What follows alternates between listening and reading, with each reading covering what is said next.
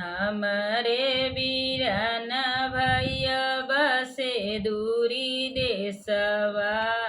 लिखी लिखी चिट्ठिया मैं भेजिला संदेशवा।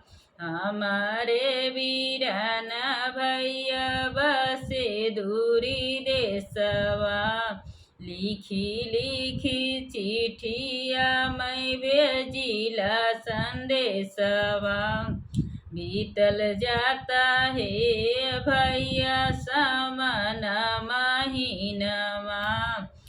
चलियौत हे भैया रखिया के दिनवा।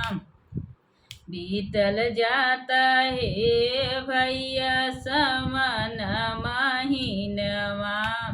चलियौत हे भैया रखिया के दिनवा।